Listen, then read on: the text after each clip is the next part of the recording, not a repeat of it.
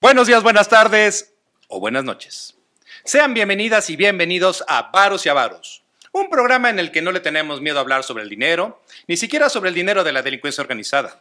Ese dinero que el gobierno de Andrés Manuel López Obrador combate con los abrazos de Andy, Bobby, Pedro y Almícar. ¿Es Amícar o es Almícar? Almícar. Almícar, gracias. Gran apellido.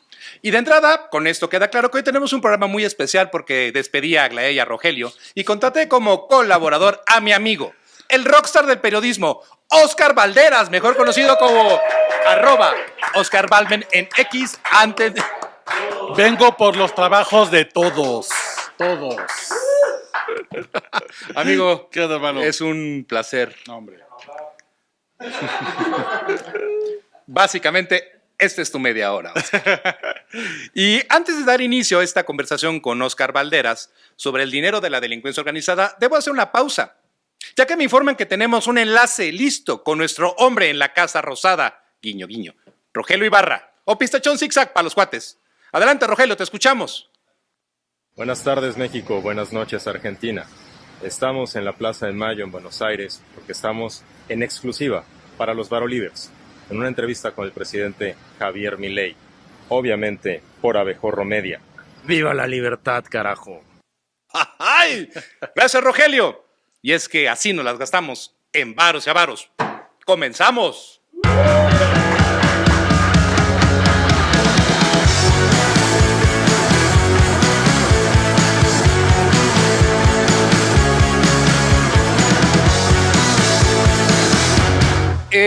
Estimada audiencia, es prudente decirles que hoy tendremos un programa mucho más dinámico que en otras ocasiones porque no necesariamente vamos a analizar noticias. Vamos a analizar con mi amigo Oscar 3 puntos muy específicos respecto del impacto del dinero. No vamos a hablar per se de la delincuencia, vamos a hablar del poderío económico que tienen los cárteles, que claro que cada vez que yo digo cárteles, Oscar Sí, me regaña. Yo siento así No, como es que más, me echan sal. es más, me voy a poner así. Me voy a poner así. Oscar me regaña cada vez que le hablo, que utilizo la palabra cárteles, pero soy tan ruco que soy de la generación que les decía averiguaciones previas a las carpetas de investigación, todavía le digo K2, cosas por el estilo, ¿no? Pero de lo que queremos hablar, Oscar y yo, hoy es sobre lo que muchas veces pasa por abajo del radar, el poderío económico de las organizaciones criminales. Ahí sí, ya no tengo regaño, ¿verdad? Si digo organizaciones criminales. Casi, yo diría empresas criminales. Pero vale. Venga, a ver. Pero está mejor. ¿Qué tal? ¿Te parece bueno? Te he leído muchas veces la expresión y he escuchado la expresión empresas criminales porque lo hemos dicho una y otra vez. Las empresas de la delincuencia organizada están tan bien estructuradas que es verdaderamente difícil, bueno, lo digo a veces en algunos foros, es prácticamente imposible que se pueda detectar el dinero de los cárteles, de las empresas vinculadas a los cárteles, porque incluso tienen programas de gobierno corporativo, claro. Porque nunca los vas a ver metidos en un problema de impuestos, porque bajita la mano, la verdadera razón por la cual puede ser acusado en México por un delito de lavado de dinero es si llegas a cometer primero un delito de carácter fiscal, ¿no? Entonces estoy de acuerdo, Oscar, empresas criminales. Y habíamos platicado, y la audiencia tiene que saber esto. Esta conversación surgió porque hace poco, días pasados, nos encontramos tú y yo en una comida y orgánicamente empezó a salir esta conversación y concluimos que esto tenía que platicarse aquí en Varos y Avaros. Y habíamos acordado 3 puntitos para que la audiencia los traiga en la mente. Primero, sentencias por lavado de dinero en México. Tú traías un dato que me encantó. 2, el tema de las remesas vinculadas al narco. Y el tercer tema, que también fue algo que platicamos, el de la crisis en Acapulco, por lo que ocurrió tras el huracán Otis. Entonces, de entrada, mi querido amigo, empecemos por el punto número 1. Sentencias por lavado de dinero en México. Imagínate, eso es una locura, Salvador. Dale. Imagínate, México está llegando al año 19 de la guerra contra el narco. Tuvimos una curva de aprendizaje de entender justo ¿por qué ya no les llamamos cárteles de las drogas? Porque las drogas solamente representan entre el 5 y el 18% de las ganancias de una empresa criminal.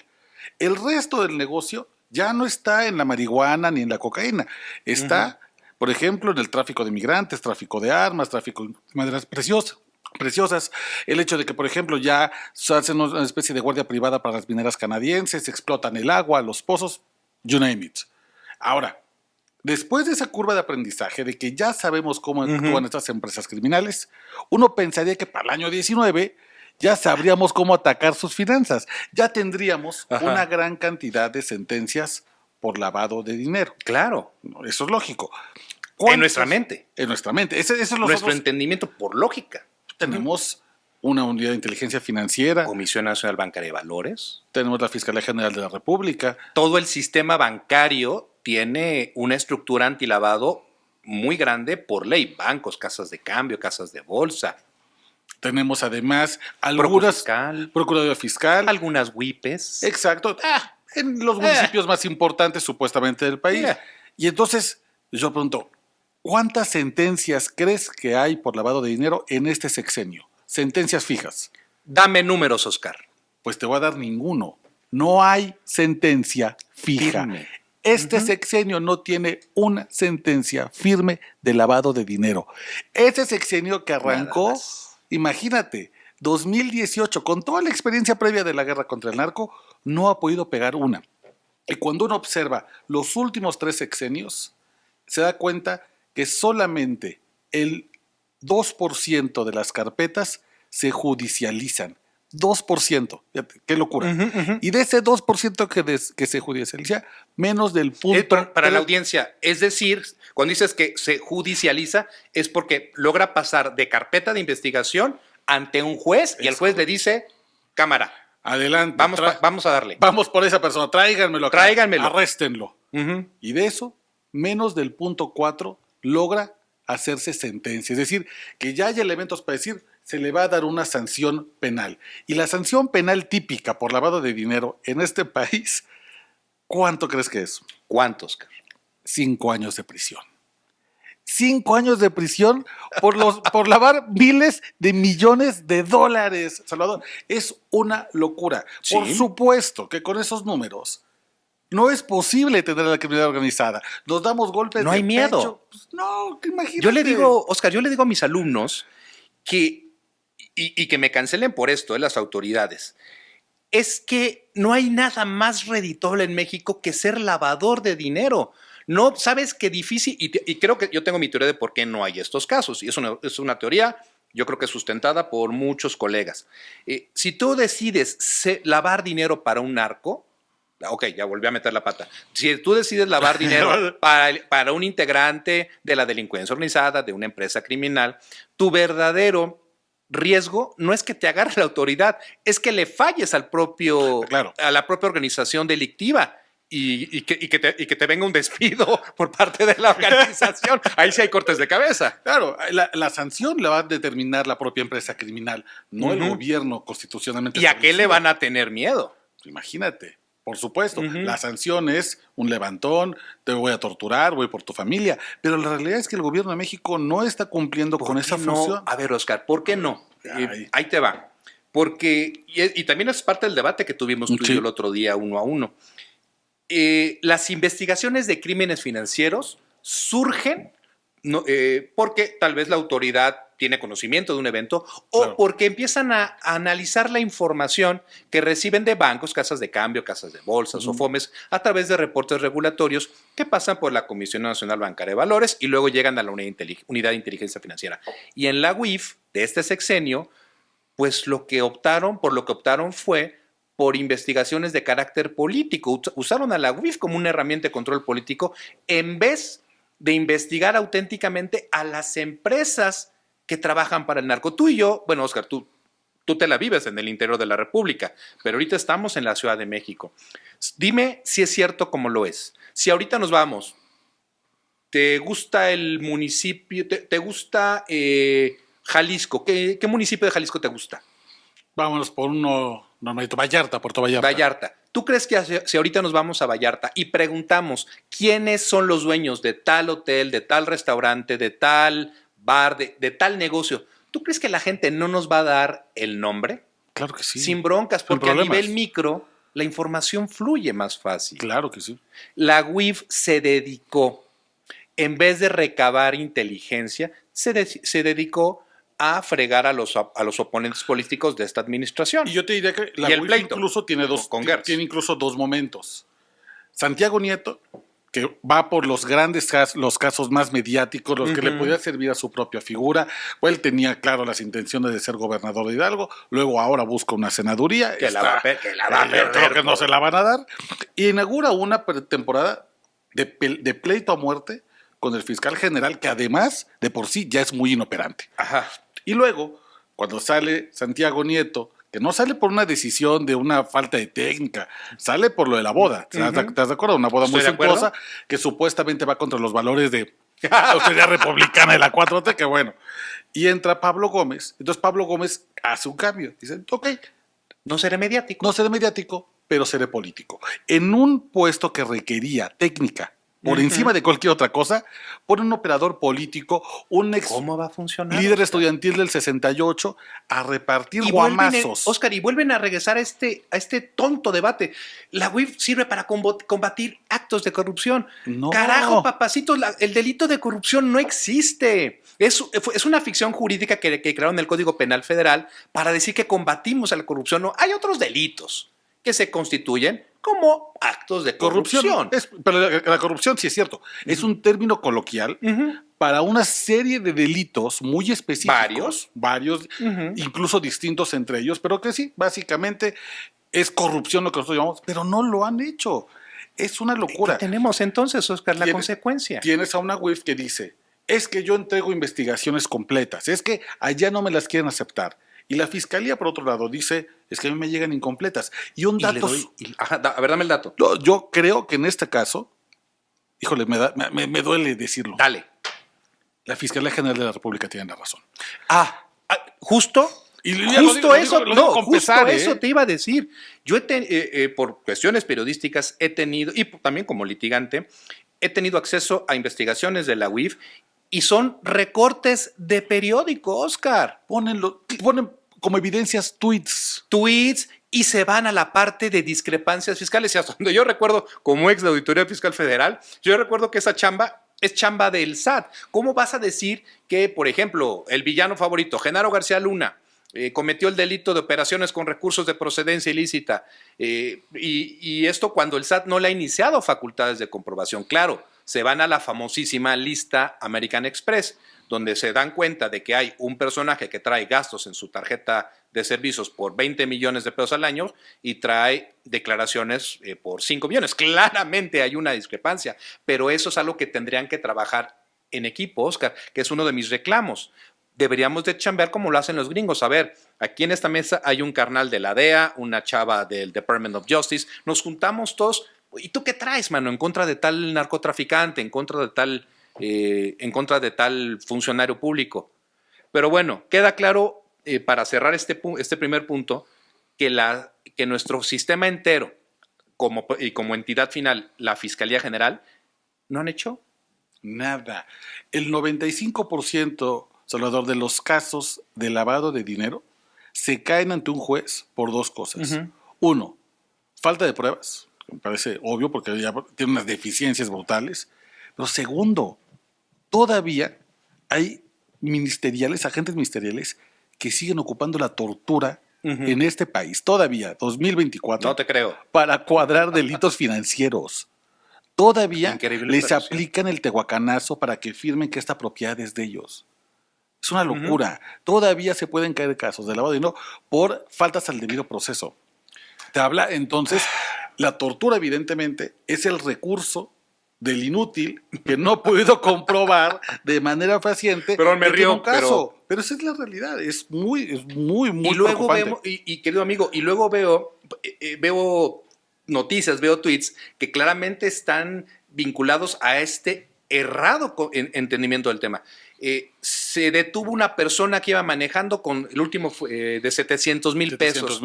700,000 pesos es mucho, es poco dinero. ¿Dónde está el origen ilícito de ese dinero? Y las autoridades, al más puro estilo de Genaro García Luna, lo que les encanta, lo que les mama es la foto con el Black Hawk atrás, claro, las pacas, y eso no se sustenta en tribunales. Creo que agotamos durante el primer tercio, como decías, de los intereses de Santiago, se agotó durante el primer tercio este discurso y al final nos empezamos a dar cuenta de que la gente le perdía miedo y que ya no tenía ningún empacho con ir a tribunales para poder exigir que se respetaran sus derechos, porque también, y aquí la dejo, amigo mío, se acusaron a muchos empresarios que no eran afines al régimen por lavado de dinero y pues nunca les probaron nada. Sea como sea, creo que el primer punto está clarísimo, no hay sentencias por lavado de dinero en México. Y en este año viene el Grupo de Acción Financiera Internacional a hacernos nuestra evaluación mutua y desde el día 1, desde la primera que nos hicieron con Calderón, nos dijeron, tú traes 5 sentencias por lavado, 5 casos y has perdido 3. Híjole, pues ¿qué estamos haciendo con tanto dinero que está destinado a vigilar esto? Yo creo que esa es una gran pregunta. ¿Qué estamos utilizando del recurso que se nos dio para combatir el lavado de dinero? Creo que nada, se está yendo unos sueldazos. Eso es lo que está yendo. En fin. Querido amigo, segundo tema. Las remesas vinculadas al narco. Es una joya. Déjame poner el escenario. Hay muchos análisis, muchos documentos, hay muchas opiniones de todo tipo de expertos que te hablan desde una perspectiva u otra de que las remesas, de este aumento brutal en las remesas, están vinculadas al narco. Hay unas de think tanks muy mamalonas. Yo me quedo con una que se publicó por El Sol de México, que creo que fue la primera. Te doy la fecha, 8 de noviembre de 2021, firmada por el periodista Saúl Hernández en El Sol de México. ¿Qué es lo que me gusta? Y que no sé si esa la llegaste a leer. ¿Qué me gusta? No solo que dan datos, te dicen que hay filas, que hay halcones revisando que las personas que van a cobrar esos envíos de remesas efectivamente cobren y reintegren el dinero y les toca su comisión. Y por supuesto que de ahí empiezan a hablarte de lugares que no son expulsores de migrantes, amigo. Todas esas cifras, me parece, tendrían muchísimo sentido si ese dinero ingresara a municipios donde sabemos que hay una gran expulsión de migrantes. Uh-huh. Pero no te explicas cómo esos números de remesas llegan, por ejemplo, a alcaldías en la Ciudad de México. Álvaro Obregón, Miguel Hidalgo y Coyoacán. Por fortuna para esta ciudad no es expulsora de migrantes. Esta ciudad es receptora de migrantes. Uh-huh. Si algo hemos visto en los últimos semanas y meses es que no solamente tenemos una gran migración de nacionales, de gente que viene a vivir del Estado de México, de Morelos, de Hidalgo, también tenemos una migración internacional muy potente. Lo hemos visto, por ejemplo, con la comunidad haitiana. Sí, señor. Pero ¿cómo es posible entonces que ya una parte de la economía de la alcaldía Tlalpan uh-huh. esté sustentada en remesas? Es absurdo. Bueno, es absurdo si uno piensa que simplemente es dinero limpio. Pero cuando uno piensa en la posibilidad de que en la alcaldía Tlalpan hay reportes, por ejemplo, de que en la zona de La Jusco o en la zona de Talamontes, uh-huh. donde se encontraron las casas de los Chapitos, hay mucho movimiento del crimen organizado, uh-huh. que por la parte de Topilejo, donde hay gran presencia de Talamontes y de tráfico de drogas, que también es la alcaldía de Tlalpan, ahí también están llegando una cantidad brutal de remesas. ¡Qué simpático! Que donde se llegaron a centrar el crimen organizado en las alcaldías periféricas como Tlalpan, de repente empiezan a caer muchísimas remesas y no hay expulsión de migrantes. Déjame te doy un dato. Tú sabes, yo fui director antilavado de un banco y algo de lo primero que aprendí es, más allá de las leyes, más allá de tus sistemas automatizados, hazle caso a lo que te dicen tus instintos. Y cuando hay una operación que nomás no te cuadra, inevitablemente la tienes que investigar. Y a esto lo vamos a llamar, a lo que estás platicando, perfiles transaccionales. A ver, estamos hablando Zacatecas, expulsor de expulsores. Sí. Mi amado Michoacán, también. Guerrero también. Oaxaca también. Ok, entiendo perfectamente que en mi matriz de riesgos en un banco deben de estar consideradas estas, no solo estos estados, sino municipios en específico de estos estados, que van a estar recibiendo remesas. Lo entiendo, lo mapeo y voy monitoreando las operaciones. Pero a mí me dicen muchos amigos compliance officers del sistema financiero, me dicen, claramente hay un problema, y hay un problema grande. Ah, ok, sí, por supuesto, es que, claro, hay estas remesas, no. El problema es que las autoridades no quieren tomar conocimiento de que algo se salió de control. Claro que no. Fíjate, la cifra que acaba de dar Banjico, mi querido amigo, 63,313 millones de dólares por remesas, es lo que hemos recibido. O sea, caray, entonces te hago una pregunta, de esa feria, ¿cuánto es kosher? Pues sí. A ver, pero además, los municipios de verdad... ¿tú Que nos crees diga que Pablo pueden? Gómez, ¿cuánto es kosher? No, hombre, imagínate. Saludos a Pablo Gómez que nos está escuchando. Pablo, hazme caso, ponte chambe. No. En serio, dime cómo podemos asegurar que esa... Ok, él dice el señor presidente, es lana lícita. Ok. Es que no hay forma de saberlo. No hay ningún instrumento hoy que tenga México, y tú lo sabes mejor que nadie, que hoy te pueda garantizar que ese dinero está limpio. No hay ningún instrumento en este momento aplicable. Hold your horses. Ahí te va una idea, mano. Porque es muy padre ser crítico, pero también es muy padre dar ideas. A veces cometemos el error de pensar que la solución está en Ciudad Capital, donde radican los meros petateros. Pero esto lo puedes sacar con trabajo policíaco de campo, amigo mío. Este reportaje del Sol que te narra claramente, y luego después de vino una muy buena nota de Denise Merker, vino una muy buena nota de Carmen Aristegui.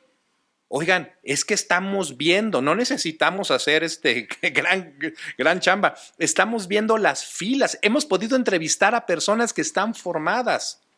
¿Tú crees que si a nivel micro no hiciéramos un trabajo de campo, no podríamos concluir en algo? Ahí te va, yo creo que sí. El problema en este país es que las policías no hacen investigación. Acuérdate, ¿qué pasa cuando te roban las llantas de tu coche afuera de tu casa?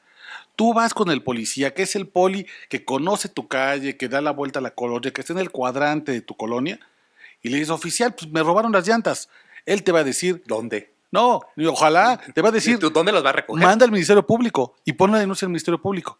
Y el MP va a hacer la investigación. El MP, que no sabe ni siquiera dónde está tu colonia, no saben cómo es la dinámica de la calle, no saben ni quién preguntarle. Ese es el gran problema. Va a hacer esa investigación por tus llantas un tipo que no se mueve del escritorio o que tiene 50,000 casos metidos. Está saturado, mal pagado, no sabe hacer las cosas porque no está en calle, porque su trabajo es de oficina, y tienes desperdiciado todo el conocimiento policíaco que tiene un uniformado que no puede hacer investigación porque la Constitución se lo prohíbe. Entonces, si tuviéramos policías investigadores... Acabas de abrir la puerta al callejón de los moquetes. Ya sé. Ya sabes hacia dónde voy, ¿verdad? Lilian Chapa Colofón me va a colgar por eso. Querida, te mandamos abrazos. Pero en la vida real, el policía tendría que tener todas las labores de investigación. Ya me redimí con Lilian. Pero como no lo hacen, claro, pasa eso.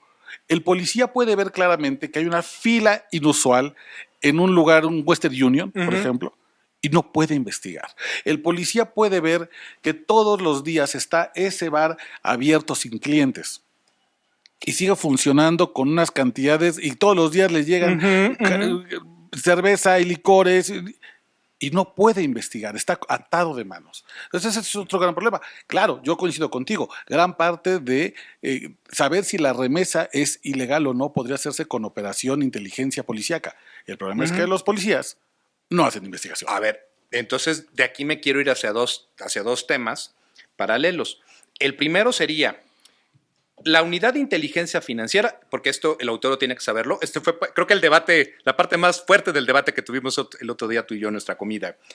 Para mí la unidad de inteligencia financiera, su chamba última no es la presentación de denuncias. Para mí es la generación de inteligencia que podrá ser utilizada por otras instancias para poder iniciar investigaciones.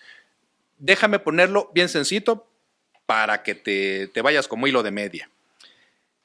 Hemos visto, bueno, yo he visto un uso político de la UIF, podremos coincidir en eso. Sí, he visto las acusaciones, he leído las acusaciones de la UIF, verdaderamente genéricas. Tú hacías el señalamiento hace rato de que tenían que tweets como evidencias. Yo he visto con el 70% de la integración con notas de periódico. Híjole, por eso es que se caen ante la Fiscalía General de la República. Creo que la UIF debería de ser un equivalente al Centro Nacional de Inteligencia. Saludos, mi general don Audomaro, si nos está escuchando. Desde ayer está escuchando. Desde ayer nos está escuchando mi general. Creo que eso es lo que tendría que estar haciendo la UIF, ser una suerte de centro de inteligencia, generar información y compartirla. Ya sé que me dijiste que no, por eso puse el caso, porque creo que es importante.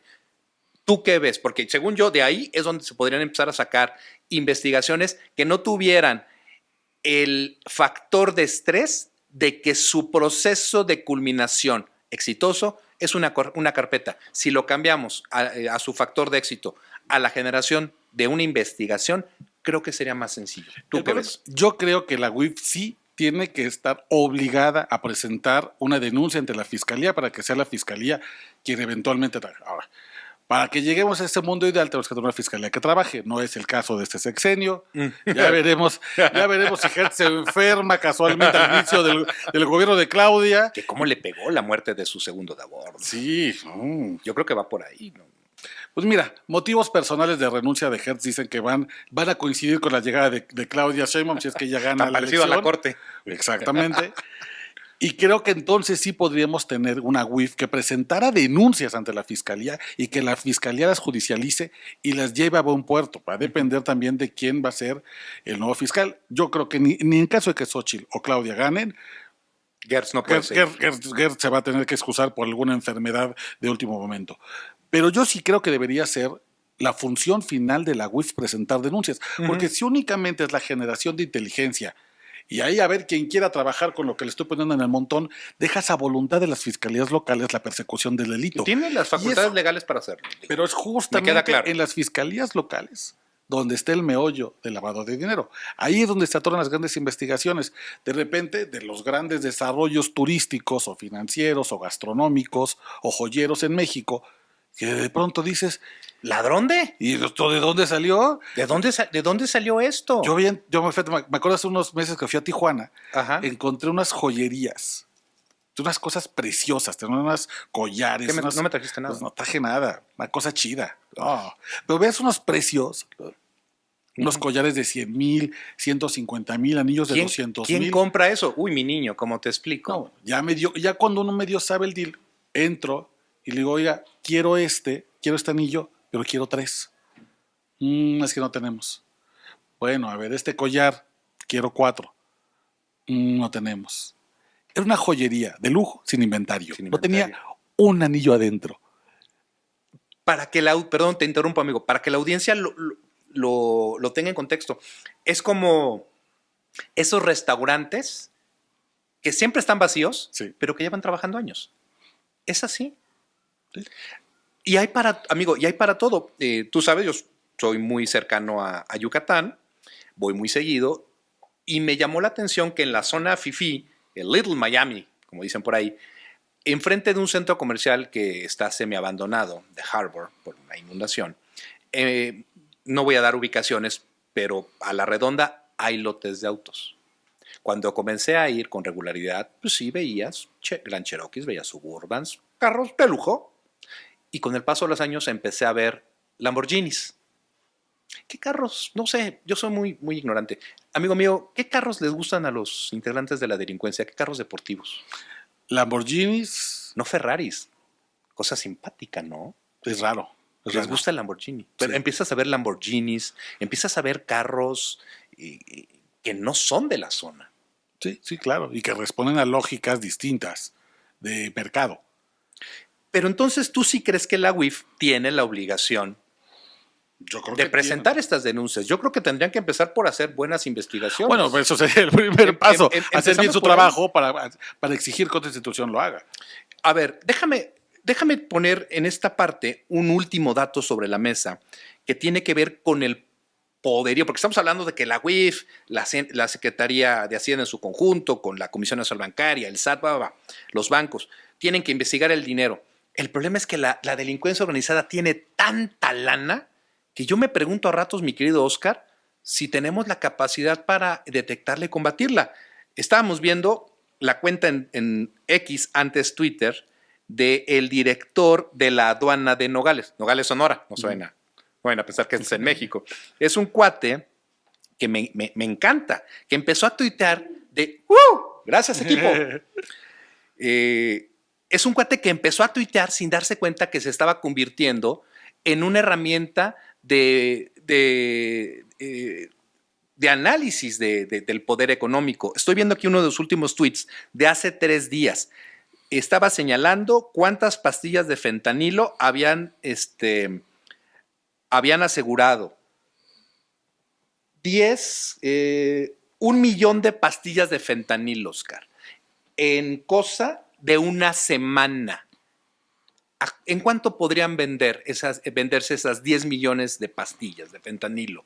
Mira, imagínate, cada dosis, dependiendo de la calle y en la ¿Qué ciudad. tan lejos de la frontera? Exacto, acuérdate que las drogas tienen un valor dependiendo del kilometraje que haya recorrido desde el lugar de origen. Pero pensemos poquito arriba de la frontera, una dosis de fentanilo está en $10. Para no hacernos brolas con 10, con las cuentas. 10 para dejarlo, digamos, redondo. 10 millones. Tranquilo. Sin tema. Tranquilamente. El cártel, me encantan los gringos, The Cartel. The Cartel. The Cartel. ¿Cuál Siempre, de todos, siempre perro? es una unidad, ¿no? Sí, siempre The Cartel. solo es uno. Que a ratos me genera mucho interés algún día platicar con alguien allá que me explique por qué es de cartel. Pero bueno, este cartel o cártel, ya quedamos que no es cárteles. Estas empresas criminales, gracias, si fue una o fueron varias, perdieron de pronto $10 millones en una semana. Antes, Oscar, un cargamento de cocaína que era asegurado generaba cabezas rodando, generaba cuerpos colgando en puentes. ¿Tú ves algún ajuste de cuentas por la pérdida de esas de ese lote o lotes? Estaba investigando hace unos días cómo era justo el sistema como de castigos que implementaba el cártel de Sinaloa en 2005. Por un cuarto de ese decomiso, Salvador, hubiéramos visto 20 colgados. Hubiera ardido. 20 colgados y cabezas sin mantas. Ahora, ¿por qué no lo estamos viendo cuando se pierde una cantidad tan grande de drogas? 10 millones de dólares. En comparación con lo que ahora trafican, se puede dejar perder. ¿Cuánto cuesta, Oscar? ¿Cuánto hubiera costado? ¿O cuánto costó generar? No, ¿cuánto costaría volver a generar esas dosis?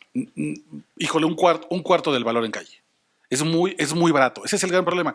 Durante muchos años, cuando era marihuana y cocaína, por ejemplo, lo único que transmitían, cuando eran cárteles de las drogas, dependías de temporales, de lluvias. Volar de Colombia. Que era muy complicado. Incluso, por ejemplo, fuerza de tarea de varios campesinos. Hoy, por ejemplo, una cocina de fentanilo en un departamento, en la colonia de doctores, ya explotó un departamento donde se hacía fentanilo y ya no necesitas 50 agricultores, y ya no necesitas las grandes avionetas y depender de que si no llueve, entonces vamos a colocar un invernadero y se vuelve una inversión multimillonaria la marihuana. Hoy, sacar pastillas de fentanilo necesitas una cocinita con 4 hornillas, ciertos precursores químicos, 2 cocineros y vámonos. Entonces, hoy, por ejemplo, hablar de que el cártel pierde 10 millones y no se ve que haya mucho movimiento. Dices, ok, los perdí. Habla de que entonces está traficando 10, 15, 20 veces más que eso. ¿Cuál será el volumen, Oscar? De ganancias. A mí me encantan estos think tanks que te dicen, sí, conforme a los números de Banco de México, que por ejemplo, ya les di la cifra de más de 63 mil millones de dólares de Banco de México. Te dicen, es que la delincuencia organizada genera... Yo no sé dónde sacan sus cifras, las respeto, pero yo les dejo este dato. Les dejo este dato, 10 millones de dólares. Y no pasó nada. El Congreso de Estados Unidos calcula en 2022 que el negocio del fentanilo vale $1,000 millones. Pero el del tráfico de migrantes indocumentados, que de ahí viene también parte del negocio de la remesa, vale $13,000 millones. Madre Y el negocio del tráfico de armas te vale como $10,000 millones anuales. Nada más en esos son 3 negocios ilegales. Pero hay, negocios ilegales hay hasta vapeadores, si quieres contarlos. Es otra historia. Sí, claro. Eso solamente te habla ya más o menos de $25,000 millones. Por supuesto que esas pastillitas las dejo ir. Es un dolor de cabeza que no quiero. Y creo que planteas una pregunta bien interesante. ¿Tenemos los instrumentos para ubicar 25,000 millones de dólares sucios? O si los tenemos, preferimos no usarlos porque la economía es tan endeble que de ahí nos sostenemos. Entonces, ya que estás diciendo esto, me voy a dar la oportunidad de brincar al tercer y último tema que teníamos agendado. Por lo mismo, mi querido Oscar, la crisis de Acapulco tras el huracán Otis. Tú y yo platicamos al inicio, bueno, cuando había terminado, y hubo una advertencia por ahí. La delincuencia, como dicen por ahí, los espacios en política Sí, nunca que quedan se liberan, vacíos, siempre se ocupan. Siempre se ocupan. La delincuencia organizada en Acapulco no va a darse el lujo de no tomar control de los restaurantes que se iban a ir, toda la economía, pero sobre todo, y ahorita que tenemos la imagen atrás de nosotros, de los edificios. Estaba yo dañados. Platicaba, y te cedo la palabra, estaba yo platicando con un amigo experto en seguros y me decía, híjole, yo no veo más allá del 9% de los edificios, de los departamentos, particulares dañados, no ubico más allá del 9% que tengan seguros. Híjole.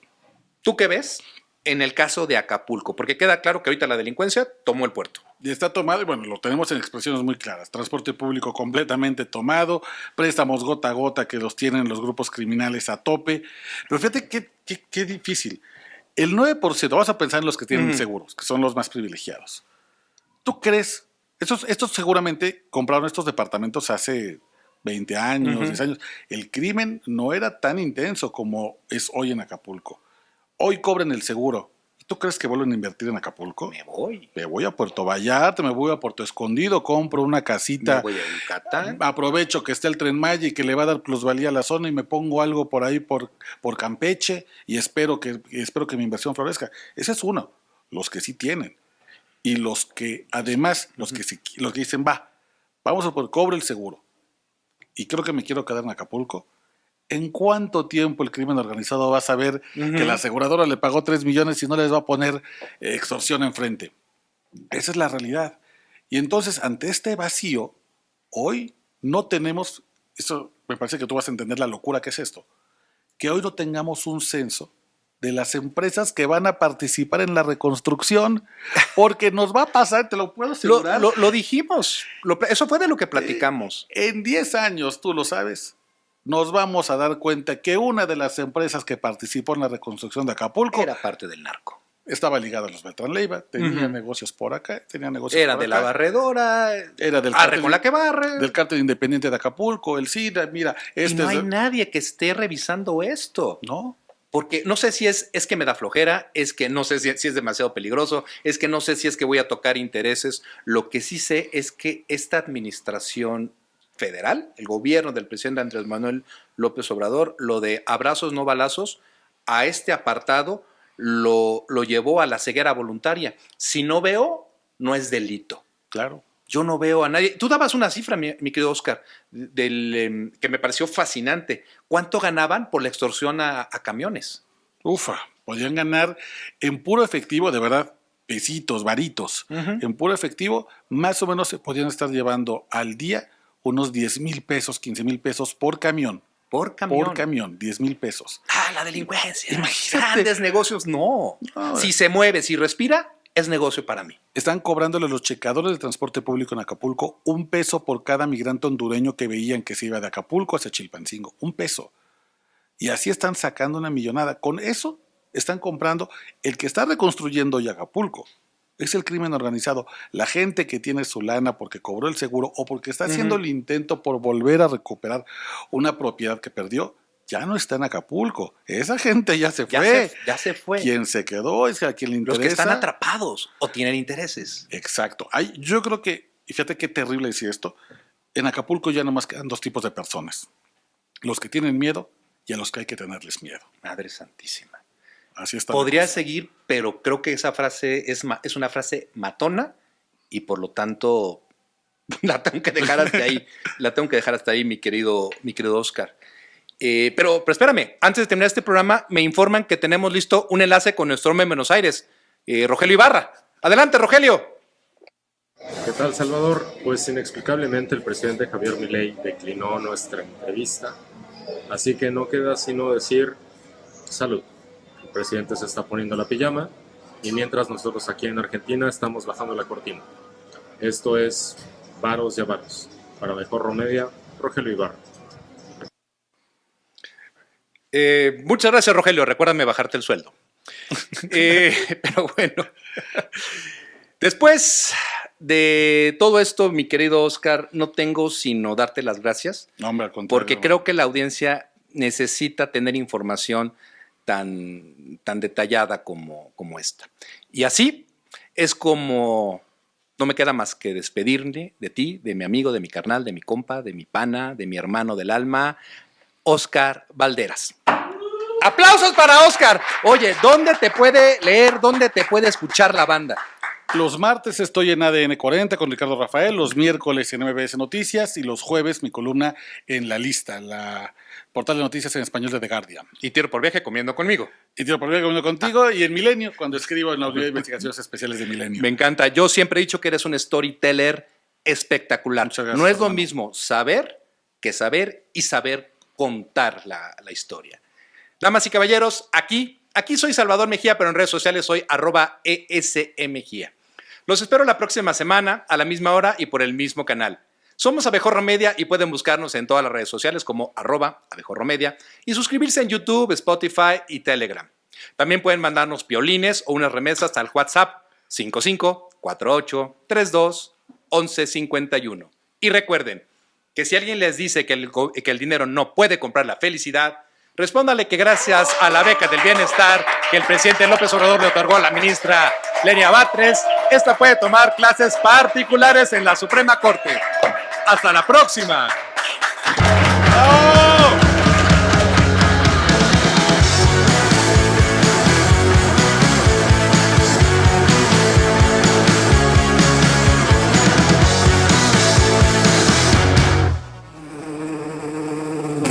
Haz clic aquí para suscribirte a nuestro canal y disfruta de mucho más contenido que tenemos preparado para ti. Recuerda seguirnos en todas nuestras redes sociales, nos encuentras como Abejorro Media.